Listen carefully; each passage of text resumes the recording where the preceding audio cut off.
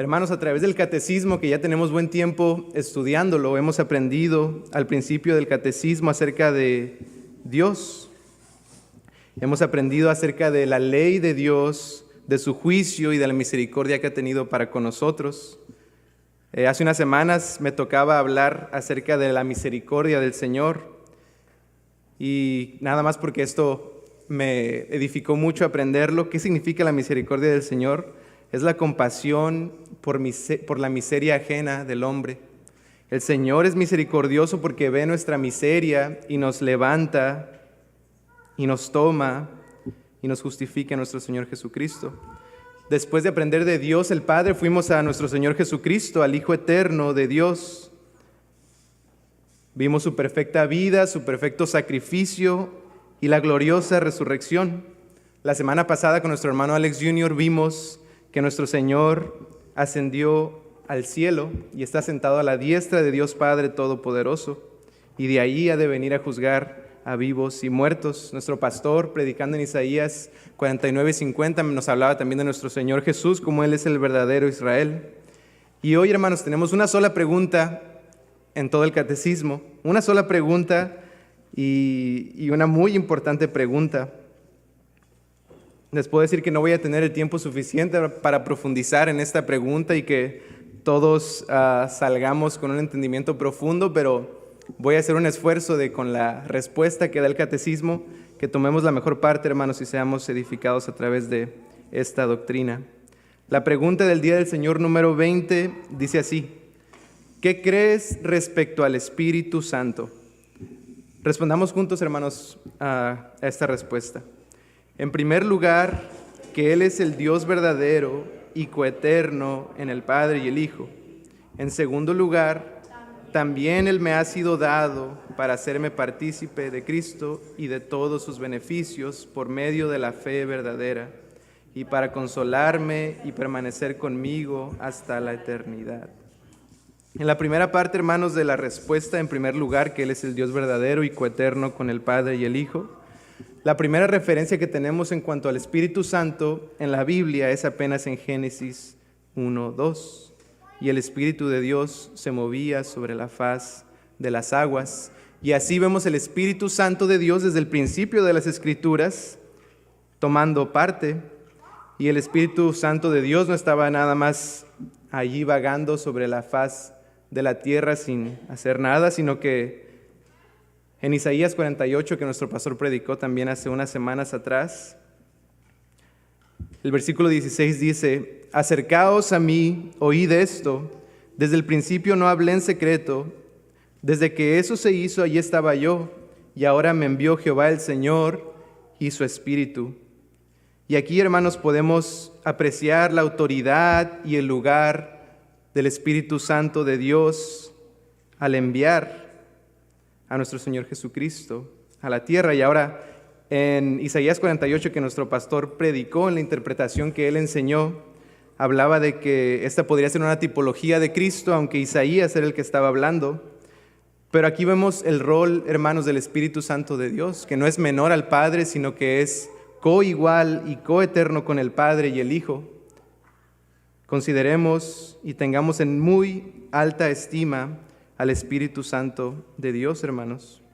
No es menor al Padre, no es menor al Hijo, sino que es la Trinidad divina y debemos honrar a la Trinidad. El Espíritu Santo nos santifica y nos ha sellado para nuestra redención futura en la eternidad.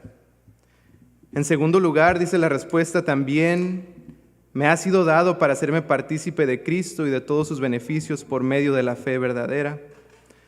Nosotros, hermanos, somos salvos por gracia, por medio de la fe y la fe verdadera. Y habiendo creído y habiendo sido sellados por el Espíritu Santo, que es las arras de nuestra salvación, o es la garantía de nuestra salvación, para gloria de nuestro Dios. La fe verdadera que hemos hablado antes, Santiago nos enseña y escribe: muéstrame tu fe sin obras, y yo te mostraré mi fe por mis obras. La fe, hermanos, nuestra fe, se puede ver y se debe de ver en la vida de cada creyente. Hermanos, las buenas obras que nosotros hacemos serían imposibles de hacer sin el Espíritu Santo de Dios. Un hombre pecador que no está arrepentido no puede hacer ni siquiera una sola obra por su propia voluntad si el Espíritu Santo de Dios no mora en él. Todas las obras del hombre perverso que aborrece a Dios, aunque puedan parecer buenas en nuestra vista, son como trapos de inmundicia delante de Dios, porque en el corazón del hombre solo hay pecado constantemente. Así que así debemos honrar al Espíritu Santo por ser Él quien produce en nosotros buenas obras conforme a la voluntad del Padre. El apóstol Pablo les preguntó a los corintios: ¿ignoráis que vuestro cuerpo es templo del Espíritu Santo, el cual está en vosotros, el cual tenéis de Dios y que no sois vuestros? Después dice: porque habéis sido comprados por precio. Glorificad pues a Dios en vuestro cuerpo y en vuestro espíritu, los cuales son de Dios. Y como una pequeña aplicación para nosotros, hermanos, la iglesia de Corinto debía ser corregida por los abusos que había en esta iglesia y por los pecados tan escandalosos que había. Y Pablo los exhorta y les pregunta: ¿qué no saben ustedes que el Espíritu Santo de Dios mora en vosotros? Y bueno, esa pregunta, hermanos, la podemos aplicar a nosotros mismos. Nosotros podemos llegar a actuar muchas veces como si no supiéramos que el Espíritu Santo de Dios mora en nosotros. Cuando actuamos pecaminosamente, sin fe, no obedecemos a la verdad de las Escrituras y actuamos como si no supiéramos que somos templo del Espíritu Santo de Dios. Pablo al final del capítulo 4 de Efesios es donde habla acerca de cómo se ve una vida que deshonra al Espíritu Santo de Dios o que lo entristece. Es una vida de ira, de maledicencias, de contiendas, de enojo, de pleito, de hablar mentiras. Y más bien nos anima a ser benignos, a hablar verdad, a ser misericordiosos y perdonadores, así como nosotros fuimos perdonados. Y tal vez nosotros en nuestra mente tenemos a una persona que se dice ser creyente, pero no puede perdonar ciertas cosas que han pasado en su vida personal o que alguien les ha hecho. Y esto, hermanos, es gran pecado que entristece al Espíritu Santo de Dios. Hermanos, si no vivimos santa y piadosamente delante de Dios, arrepintámonos y no ignoremos más que el Espíritu Santo de Dios mora en nosotros y nosotros somos su templo. Busquemos la santidad, hermanos, en todas las áreas de nuestra vida, en lo que hablamos, en la comunión que tenemos entre nosotros, en lo que vemos en nuestros teléfonos, en nuestros matrimonios. Tratemos a nuestras esposas como vaso más frágil. Esposas, obedezcan y honren a sus maridos. Hijos, obedezcan a sus padres. Y padres, no lleven a ira a sus hijos. Eso es algo que debemos de hacer, hermanos, y el Espíritu Santo de Dios mora en nosotros. Al final de la respuesta menciona que el Espíritu Santo nos hace participantes de todos los beneficios en Cristo.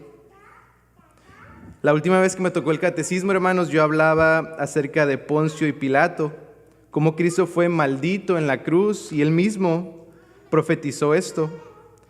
Pero a través de ese sacrificio, hermanos, nosotros, los gentiles, fuimos alcanzados de aquella bendición que le fue dada a Abraham, que por la fe nosotros también recibiríamos al Espíritu.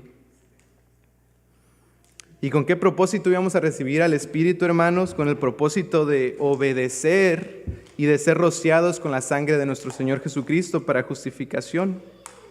Al recibir el Espíritu Santo de Dios, hermanos, también somos unidos al Padre. Primera de Corintios 6, 17 dice: pero el que se une al Señor, un espíritu es con Él. Pablo así de esa manera dice: mas ya no vivo yo, sino Cristo mora en mí. Y de repente, hermanos, aquí la doctrina de la Trinidad brota al Pablo decir que Cristo mora en él, pero realmente entendemos que el Espíritu Santo de Dios mora en nosotros y al mismo tiempo somos uno con el Padre. Y el Espíritu Santo de Dios también es llamado el Espíritu de Cristo o el Espíritu de Dios. Y verdades como esta, hermanos, brota la doctrina de la Trinidad divina en tres personas y un solo Dios verdadero. Otro beneficio, hermanos, que hemos recibido a través del Espíritu Santo es ser testigos a todas las naciones. Un ejemplo, hermanos, glorioso para la iglesia es el apóstol Pedro, que negó al Señor 3 veces, hermanos, y tenía tanto temor de las autoridades, de los judíos, de los romanos, que la última vez que negó al Señor comenzó a maldecir y a jurar para que así fuera más convincente que él no conocía y no había caminado con nuestro Señor Jesús. Porque él sabía que una actitud así, que jura y que maldices y que tienes pleitos y que chismes y que causas contiendas, es una actitud que te separa de identificarte con Cristo. Y este mismo Pedro, hermanos, después de haber recibido el Espíritu Santo en Pentecostés, les dijo así a los varones israelitas: oíd estas palabras, Jesús Nazareno y varón aprobado por Dios entre vosotros con las maravillas, prodigios y señales que Dios hizo entre vosotros por medio de él. Como vosotros mismos sabéis, a este entregado por el determinado consejo y anticipado conocimiento de Dios, prendisteis y mataste por manos de inicuos, crucificándole, al cual Dios levantó de entre los muertos, sueltos los dolores de la muerte, por cuanto era imposible que fuese retenido por ella. ¿Y qué hizo a este hombre, a este apóstol que cobardemente negó al Señor? Después ir y acusarlos y decirle: ustedes fueron los que crucificaron al Señor. No tenía miedo de lo que le pudieran hacer, sino que con el poder del Espíritu fue y les predicó la verdad a los que estaban cautivos por el pecado. Al final, en el versículo 40 del capítulo 2 dice: y con otras muchas palabras testificaba y exhortaba diciendo: sed salvos de esta perversa generación. Y los que lo recibieron y los que recibieron su palabra fueron bautizados, y se añadieron aquel día como 3,000 personas, y perseveraban en la doctrina de los apóstoles, en la comunión unos con otros, en el partimiento del pan y en las oraciones. Y aquí, hermanos, podemos ver lo que el Espíritu Santo hace en la vida del creyente. De un hombre cobarde, que tenía miedo a morir, que tenía miedo a lo que le pudiera hacer el hombre, a un hombre valiente, que no tenía miedo a lo que el hombre pudiera hacer con su cuerpo, sino que sabía que él tenía que predicar a Cristo y Cristo resucitado a toda criatura. Y ese es el poder del Espíritu Santo, que nos da a cada uno de nosotros, que somos sellados con Él, y así nosotros también tenemos que ir y predicar como Pedro lo hizo, y el Señor añade a su iglesia. Jesús, hermanos, ya para terminar, en el capítulo 15, dijo que convenía que Él se fuera. Él nos iba a enviar a otro Consolador, el cual estaría con nosotros para siempre. Y hermanos, nosotros, como la iglesia primitiva,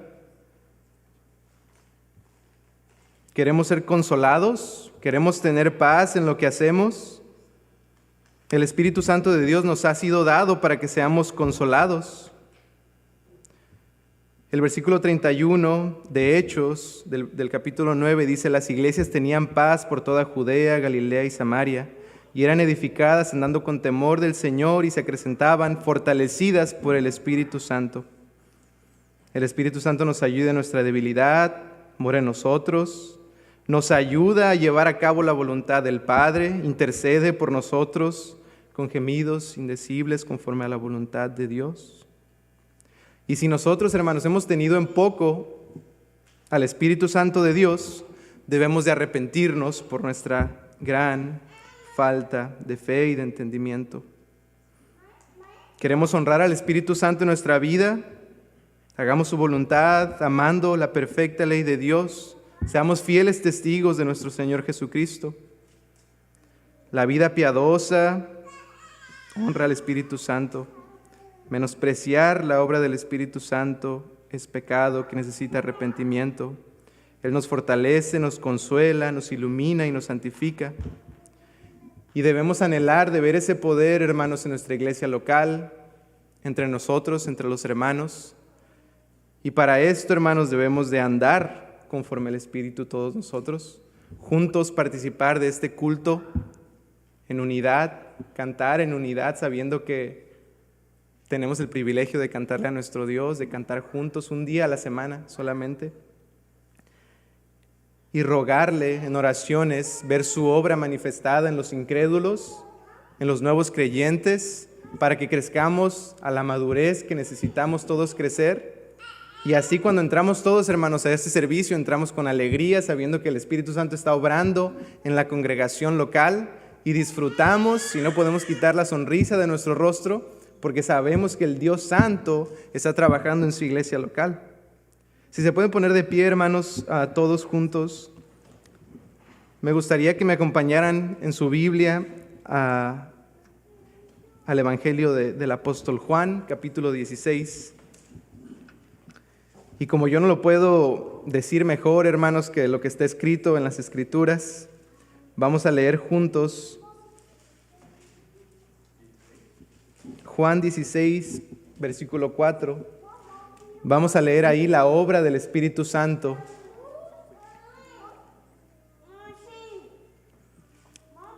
¿Lo tienen, hermanos? Juan 16, 4. Jesucristo dice: esto no os lo dije desde el principio, porque yo estaba con vosotros, pero ahora voy al que me envió, y ninguno de vosotros me pregunta: ¿a dónde vas? Antes, porque os he dicho estas cosas, tristeza ha llenado vuestro corazón. Pero yo os digo la verdad, os conviene que yo me vaya, porque si no me fuera, el Consolador no vendría a vosotros, mas si me fuere, os lo enviaré. Y cuando Él venga, convencerá al mundo de pecado y de justicia y de juicio. De pecado, por cuanto no creen en mí. De justicia, por cuanto voy al Padre, y no me veréis más. Y de juicio, por cuanto el príncipe de este mundo ya ha sido juzgado. Aún tengo muchas cosas que deciros, pero ahora no las podéis sobrellevar. Pero cuando venga el Espíritu de verdad, Él os guiará a toda la verdad, porque no hablará por su propia cuenta, sino que hablará todo lo que oyere, y os hará saber las cosas que habrán de venir. Él me glorificará, porque tomará de lo mío y os lo hará saber. Todo lo que tiene el Padre es mío, por eso dije que tomará de lo mío y os lo hará saber. Disfrutemos de la Trinidad Divina como creyentes, hermanos, y confiemos en la obra del Espíritu Santo en la vida de nuestra iglesia local y en la vida de nuestras familias, cuando perseveramos en todas estas cosas de las que hablamos. Dios los bendiga, hermanos.